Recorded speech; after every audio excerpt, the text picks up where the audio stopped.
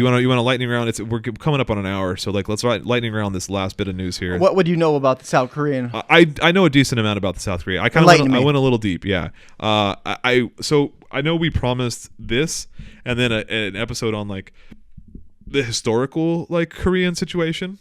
And I'll admit, I started going down that rabbit hole of the historical, and like that country, holy shit. I knew it started with like a very Pinochet-esque level of like anti-communist hatred and like fascist dictatorship. Yeah. Like US backed, like I forget his name. Park? Was the first president of South Korea Park? I don't remember. I don't want to generalize, but the first president of South Korea was an awful man that the US installed. He was a brutal murderer. Like a Pinochet level kind of guy, like a real piece of shit. And ever since then, it has not really gotten any better. South Korea is like a really corrupt, really violent, and really like repressive country to any kind of like progress or revolution. And I started going down this, and I was like, Syngman Rhee. Rhee was his name. RHEE was his name. Yeah. RHEE. Yeah. So like I was trying to find this coup. There was a big military coup and big martial law that took place in the 80s where like hundreds of people died, if not thousands of like protesters died. Journalists were like detained. Unions were suspended. All news outlets were suspended. Like it was a big deal for a long time in Korea. Yeah. And I tried to find this detail, and it was like the coup d'etat of May 17th, the coup d'etat of June 12th. And it's like, dude, I was getting like lost in the rabbit hole of trying to like parse the history of coups and martial laws and that's like Syria, bro. That was literally Syria. And I was like, okay, I had to like pause that to like understand this current one. So like I focused on the current one. I still want to do that short episode, and like we can do that maybe Sunday after. Yeah, we should just do a little short on Korea. I'll have time because this Friday tomorrow is my last day of school for like 2.5 weeks. So I'm on winter break now, so I can do it. I have some time to read about South Korea. But anyway, let me get to this current South Korean situation. Okay, so the current South Korean situation is as follows. On the 3rd, President Yoon declared martial law. And so like that was what we all heard, and we're all like, well, what does that mean? And we knew that there were South Korean troops that kind of like stormed their capital, or reverse stormed the capital. They were holding the capital, stopping people from getting in, stopping lawmakers from getting in. Well, it turns out it's actually, so now that like more information is about this, it's actually a little goofier and stupider and more confusing than people thought.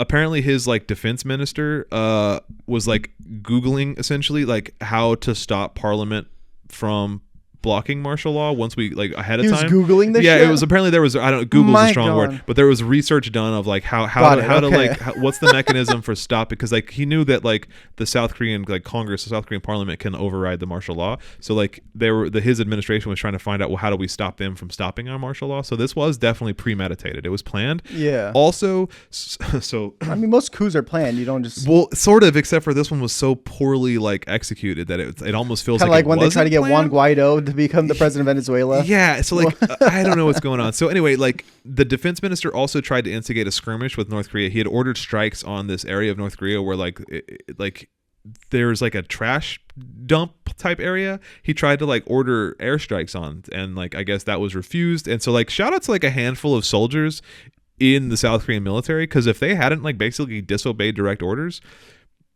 like he intentionally tried to start a war with North Korea. Like wow. They intentionally tried to like there was an actual order to strike North Korea, to instigate a skirmish on the border, to then that was when they declared martial law, so that it was going to be like coincided, it was going to be planned, so that it was like there's a skirmish on the border, we're at war with North Korea, we are now under martial law for your protection. And then also it was to like crack down on anti-state pro-North Korean sentiment within the opposition party, because the president is on the conservative party. He's like kind of a right-wing guy, and he has incredibly low approval numbers. So this one, other people were like, is he just doing this as like a military stunt, because like getting shot, doing like strong military actions raises your approval ratings? And he is basically a lame duck president, because the opposition party, which are not pro-North Korean anti-state people, they're just basically neoliberals. They're just liberals. They're just Korean liberals. They have a huge majority in parliament, and like basically like he doesn't have a mandate, and he is a lame duck president. So there's a lot of like, he has a lot of political motivation to like stage some kind of like drastic bold takeover. Correct. Anyway, a lot of this comes from an anonymous whistleblower about the strike on North Korea and about the premeditation, like the researching and stuff. So it's not totally clear how much of this information is accurate at this point. They're still in court. He's since been impeached, the president, but he's representing himself in court because he is an ex-prosecutor. So which is never a good idea. Don't ever represent yourself. Yeah. Anyway, let me back up a little bit. So the army attempts to block South Korean lawmakers from entering their national their parliament building to override this martial law. The chief of the Army's Special Warfare Command was ordered to break into Congress, drag out and detain any lawmakers, and then fire blanks at them. And he said he considered storming the building and firing blanks to disrupt their vote, just actually open fire, but with blanks to stop their vote, because he was basically ordered by the president to stop the vote at any means necessary. Wow. And he defied that order. He decided to refuse the order. So that's another reason they didn't end up just killing and detaining all of the people voting against the measure. Yeah. The National Intelligence Service director was also ordered to arrest different opposition lawmakers leading up to and during it. He was also ordered to arrest and detain any journalist that was a couple of specific journalists that were critical of his government. So this was very much the generals had orders to take out lawmakers. Their Secret Service had orders to detain journalists at this time and take out lawmakers. This was very much that's a coordinated, but luckily literally all of them said no, basically. Every one of these Are guys you was out of your goddamn mind? no. Yeah, and I guess the National Intelligence Service directors in testimony, because there's a lot of these guys have since been deposed and given testified. The National Intelligence Service called him, quote, insane, and he was just I'm not going to do that. Yeah, which is pretty funny. 300 soldiers, give or take, did storm the building and detain some of those officials on the basis of preventing election fraud. That's what their ultimate excuse was there was election fraud going on, which is if you know anything about the American January 6th, yeah, that's a very flimsy thing. Even in Korea, everyone's that's an obvious right-wing kind of grift. Yeah. There have been rumors, again, these are unconfirmed rumors, that a lot of South Korean soldiers were dressed as North Korean soldiers, ready to fire on crowds and stuff, dressed as North Koreans to instigate more tension between. Was that a World War II incident where they're trying to invade Poland, so they pretended Poland shot at them? Oh, I don't know. That's the Gulf of Tonkin incident too in Vietnam. It's just a bunch of false flag shit. That's what there were rumors that they were doing. Pretending a false flag. Yeah, that's not confirmed. There were a bunch of orders that ignored their orders to a bunch of soldiers. That ignored their orders to detain those opposition politicians at the Capitol or the Congress building, and then apparently about 100 soldiers just left their posts. And they were fuck this, we're not going to fire on our own citizens and stuff. But a bunch of protesters and a bunch of pro-democracy protesters rallied.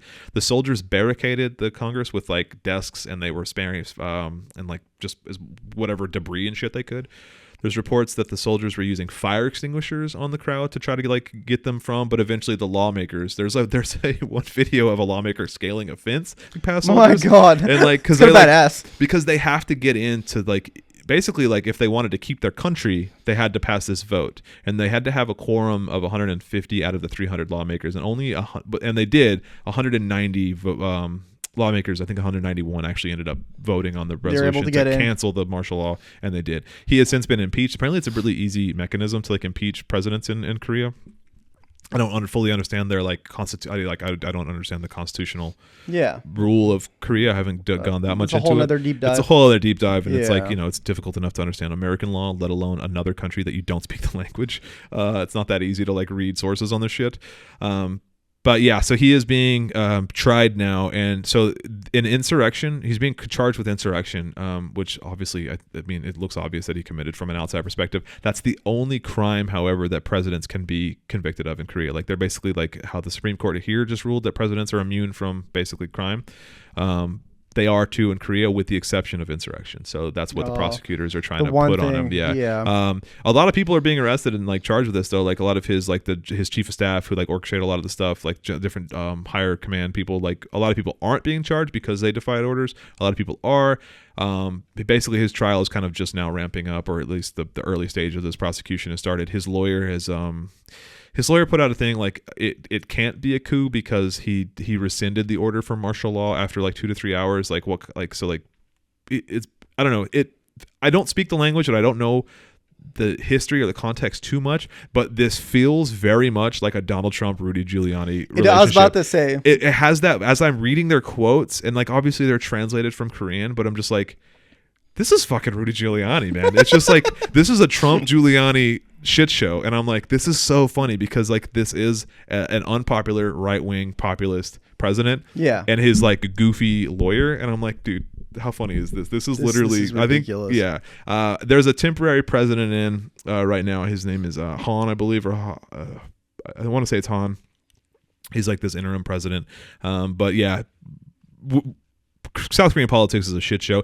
South Korean history is a shit show, and like it's a pretty corrupt oligarchy that's like most. We talked about this a little bit briefly, and I started researching more about this, but yeah, most like industry and politics in Korea is like it dwindles down to like 5 companies basically like own most of like the lobbies and the politicians in Korea, and it's just not a very like what we would consider like democratic or free as Marxists. Like it's democratic on paper to like America, like American government fully supports this because it's highly oligarchical and capitalist. So like we're all for it, but like when it comes to economics, but like actual economics, it's a very like corrupt and just like oligarchical society. And because I'm sure there's like those like a few companies that really run everything over there. Samsung, I know, is a huge one. There's a handful of companies. The owner of Hyundai and Kia is one.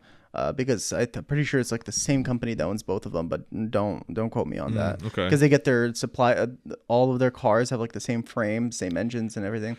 But regardless, so this is another one of those stories I'm gonna keep following because like I want to see how this plays out because he's like he has a lawyer that's like his issuing statements through, but the news I saw was that when it actually goes to trial, he wants to represent himself.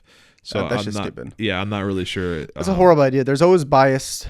You need other people to represent you because they can take a different perspective. Also, that's their job. They're professionals at it. And like, I don't care if you used to be a prosecutor, you're now a politician. Like, you don't have the chops, presumably. Like, you know, if like lawyers should never represent themselves, even if you are a lawyer, because like as you say, you need that kind of unbiased. Like, you need a second set of eyes on things to kind of see it impartially.